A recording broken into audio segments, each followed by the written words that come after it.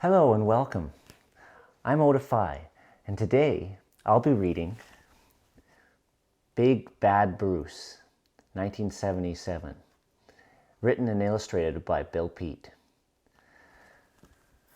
So please join me. Get comfortable, and if you have the book, read along with me. Big Bad Bruce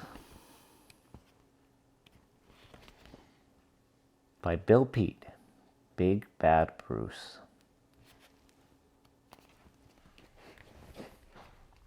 Evergreen Forest was a quiet, peaceful place until Bruce, a giant, shaggy brute of a bear, came wandering up out of a canyon one day.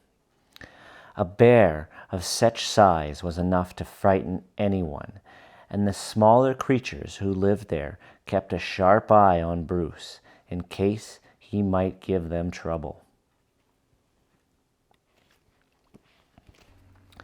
As long as Bruce was busy rooting around under boulders and logs, searching for a feast of beetles and grubs, there was no need to worry.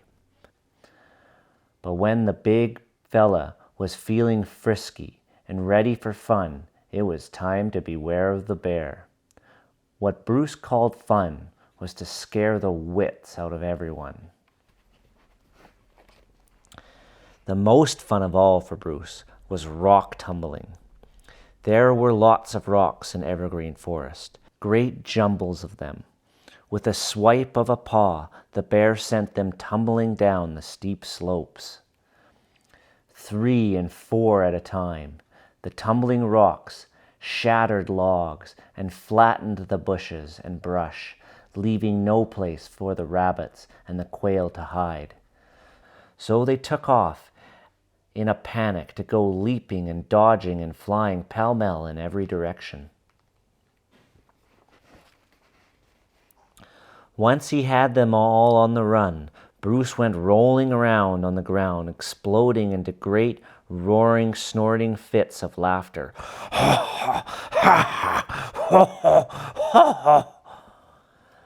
As long as the bear lived in Evergreen Forest, it would never be peaceful and quiet again.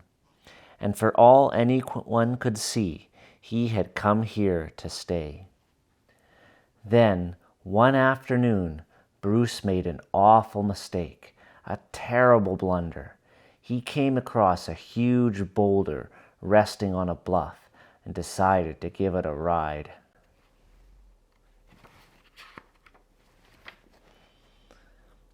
With a mighty heave, he sent the boulder tumbling down a steep slope. Flippity, bloppity, whoppity, whump, smashing pine trees and aspens to splinters and leaving deep dents in the ground as it went. In one last big bounce, it landed, grr, blump, in a berry patch, just missing an old woman and her cat by a whisker. It was Roxy, a crafty little witch who was out picking blueberries with her cat Clinker. "Where in the blazes did you come from?" she shrieked, giving the boulder a vicious kick. "How did he get here? Who sent ya?" Just then a ruckus roar of laughter echoed through the pines, and in a twinkle Roxy caught sight of the bear on the bluff. "So that's who!" she cried, and in a fury she went storming up the slope to face the bear. "You big lumlocks!" she exploded. "You big bumbling brute! That rock could have squished me to smithereens, and you think it's funny?" "Ha ha!" chortled Bruce. "Ha ha! Ha ha!" The bear had never seen anything half as funny as the frantic little woman with the wild flying hair. "Laugh while you can," warned the witch, "but just wait. I'll have the last laugh, Mr. Bear. Oh, indeed I will." Then she took off like a shot to go streaking down the slope, so fast her cat could barely keep pace. And when the witch reached her cabin at the edge of the forest, she had hatched a plot.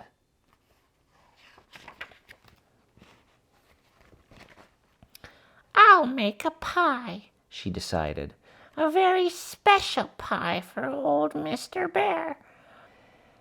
In a flicker of an eye, she made a pie crust, and in a trizzle and a trace she whipped up a filling of blueberries and honey.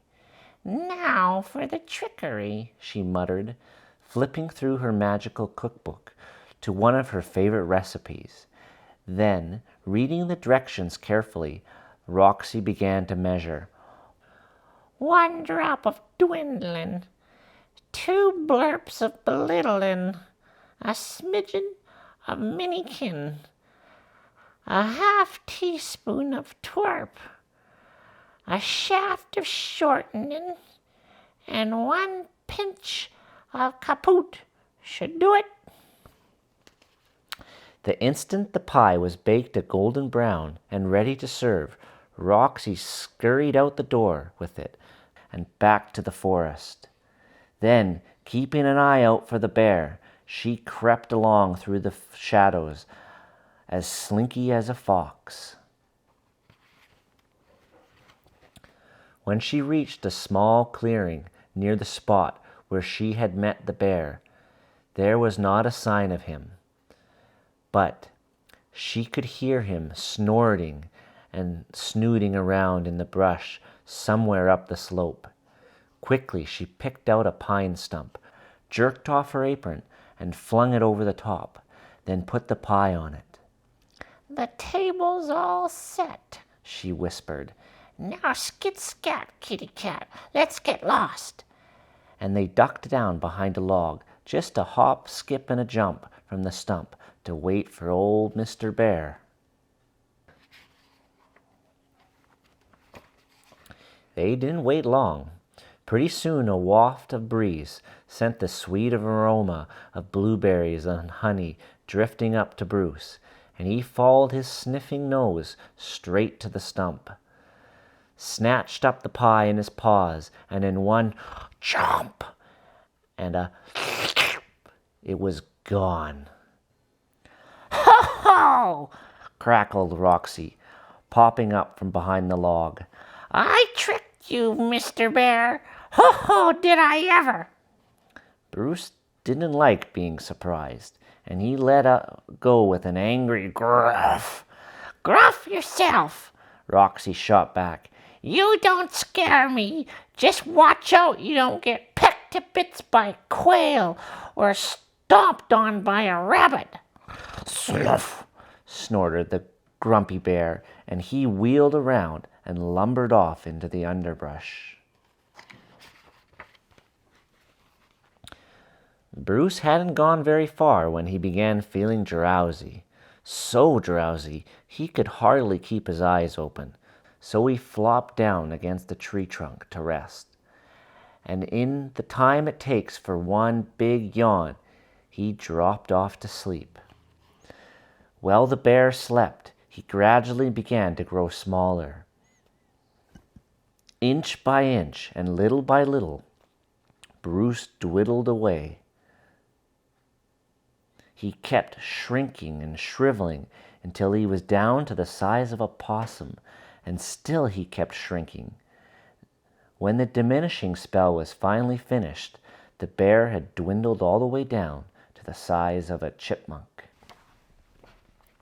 Bruce was awakened by a sharp peck on the head, and with an angry growl that came out like a squeak, he reared up, all ready to fight.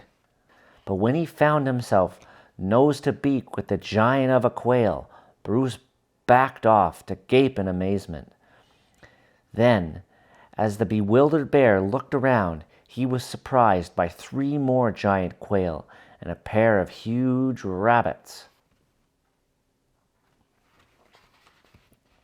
The rabbits and the quail had recognized Bruce, and as they closed in to attack, he quickly turned tail and went plowing headlong into a tangle of brambles. But there was no chance of outrunning the rabbits and the quail in a thicket. They were close on his heels, pecking and stomping the bear with a fury. Bruce didn't dare try to fight back. He kept ducking and dodging his way through the brambles, frantically searching for some place to hide. A gopher hole, a flat rock to squeeze under, any place at all. At last, he stumbled into a forest of cattails at the edge of a creek, and in a flying leap flung himself into the water, ker sploosh, and bobbed up well beyond reach of the rabbits and quail. Then, kicking and thrashing with all 4 feet, Bruce headed for the opposite bank, which was a long, long swim for a tiny bear. About halfway across, a sudden swirl of current sent him spinning around and around, upside down and under. Bruce was about to be swept down the twisting creek and away forever when he grabbed onto a rock and managed to haul himself out of the water.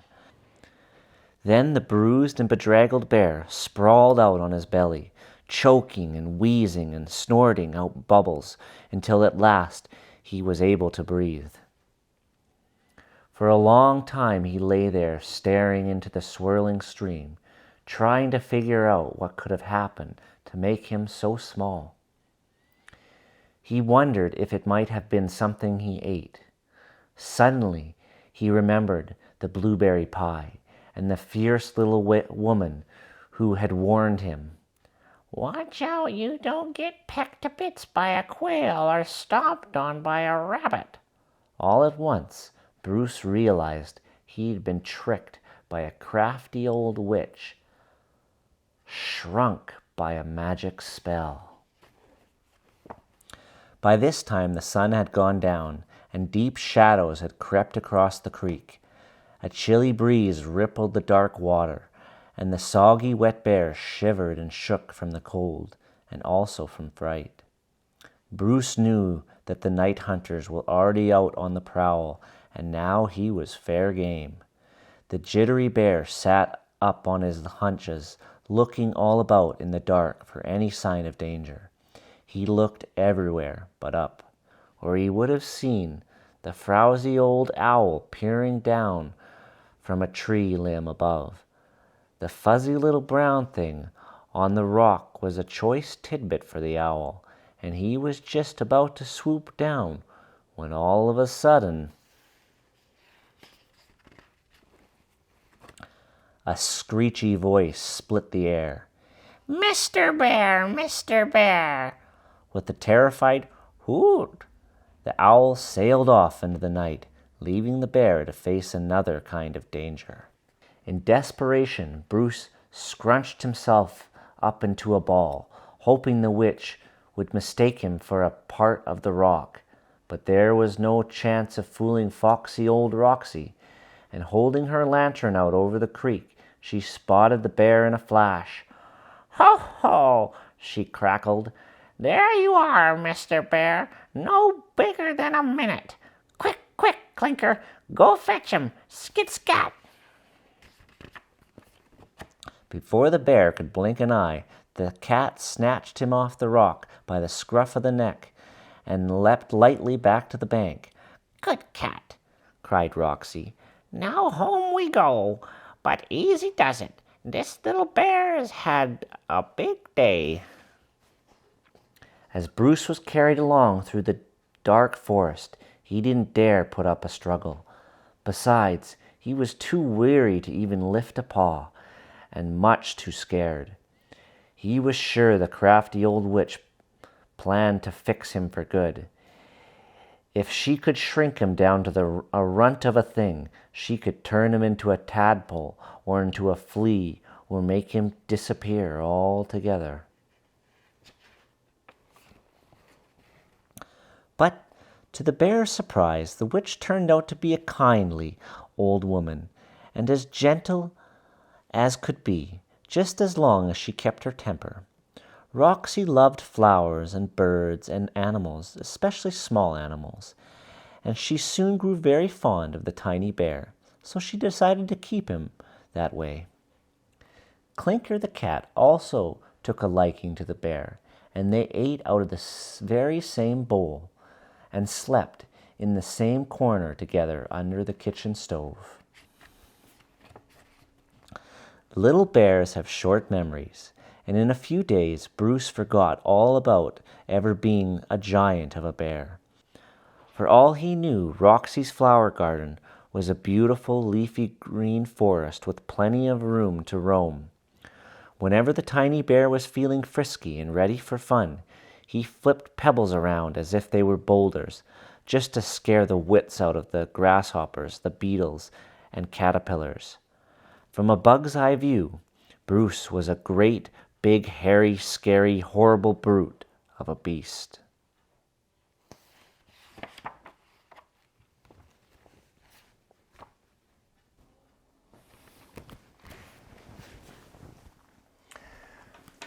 Well, I hope you enjoyed that. And thanks for joining me. I hope you'll join me again soon, and we'll read another one. Have a great day.